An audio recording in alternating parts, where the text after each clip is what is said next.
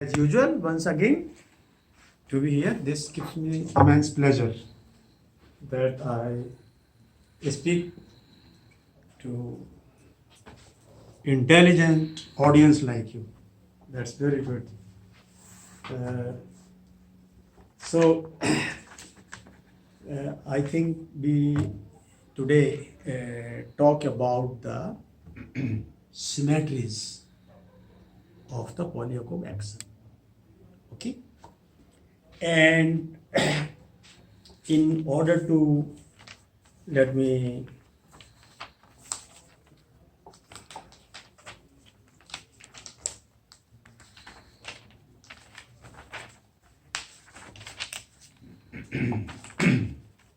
let me write down the polyacom action before the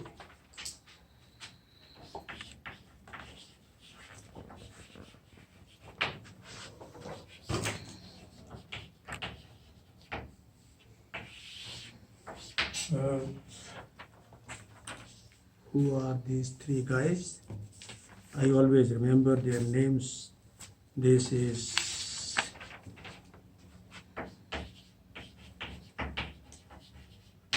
Brink,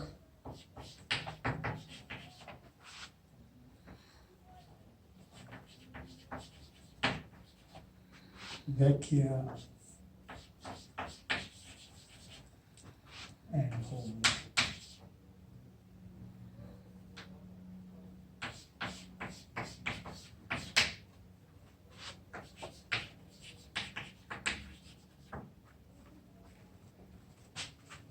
So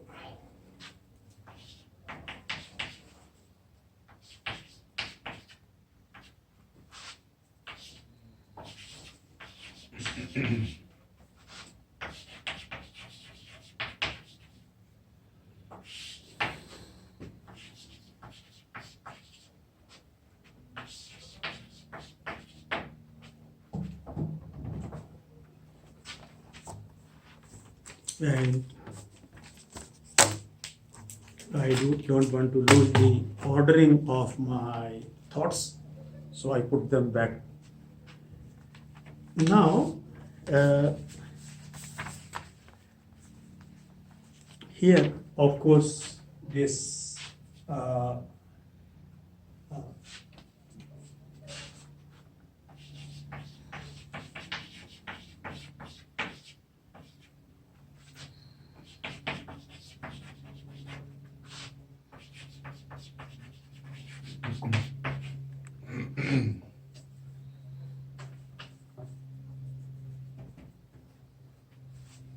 and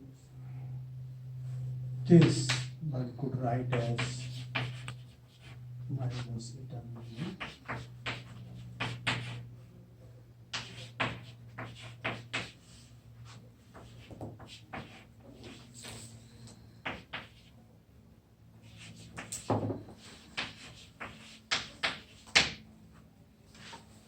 And this object we define as G alpha beta, and therefore this is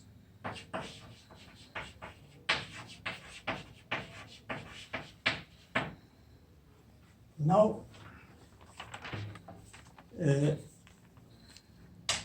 before we try to understand the symmetries of this action, polyacom action, we need to think very clearly about what this action really represents. We have these fields x mu. So this field x mu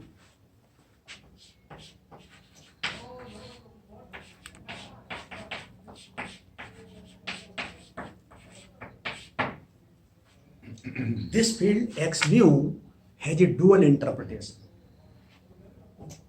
in the sense that the x mu's are the string coordinates on the one hand, right? and they are two-dimensional scalar fields on the wordsheet on the other hand. Okay, so we have a space which is spanned by tau and sigma. So this surface tau and sigma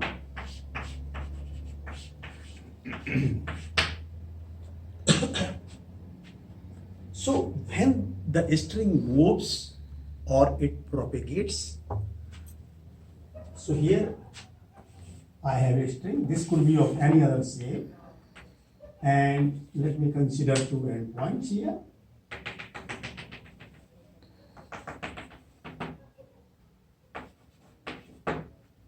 Then this would span a word sheet, right?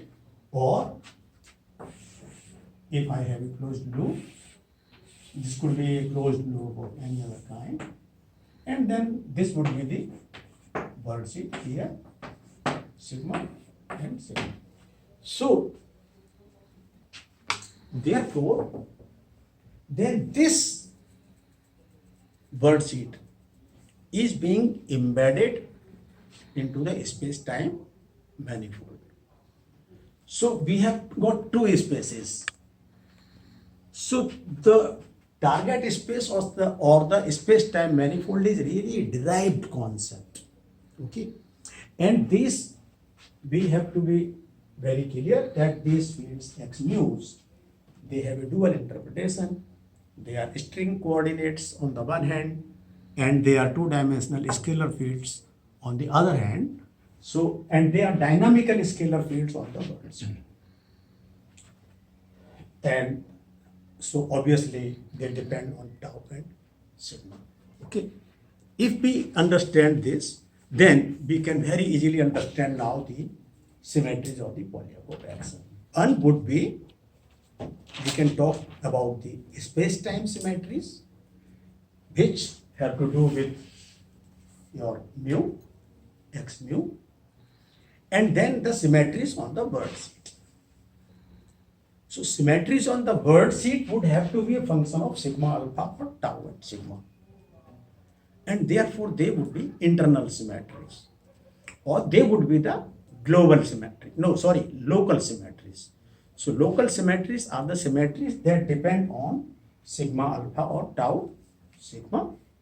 Otherwise, we talk about the space-time symmetries. So let us just consider the space-time symmetries in the first place.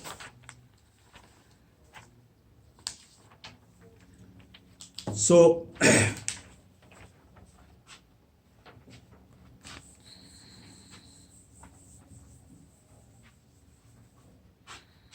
I think I could even erase this, maybe address the action, or for the time being we could even erase this. So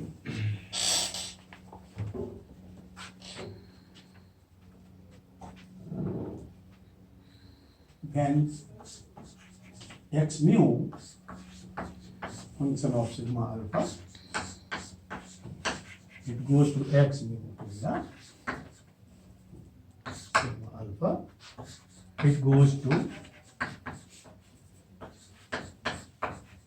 x mu plus delta x mu. Now I could consider in two parts the space-time symmetries resulting from the translation in space-time, or the space-time symmetries resulting from the rotation in space-time, okay, Lorentz rotations. So if my x mu goes to delta x mu and it goes to x mu plus b mu, where b mu is a constant mu vector, then this implies delta x mu is b mu, and these are the space-time translations, and I could also consider x mu going to x mu plus delta x mu, this going to x mu plus a mu mu x mu. Here my delta x mu is a mu mu x mu, and they are the from the Lorentz transformations or the Lorentz rotations.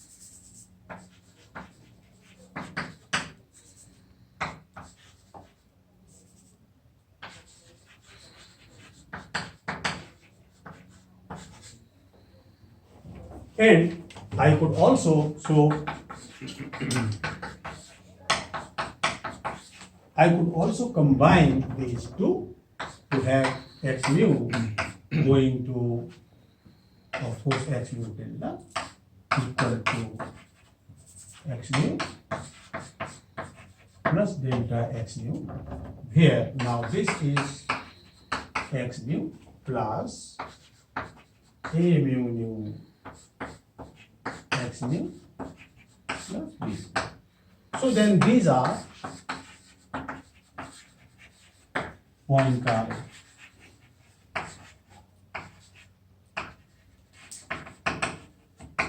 transformations.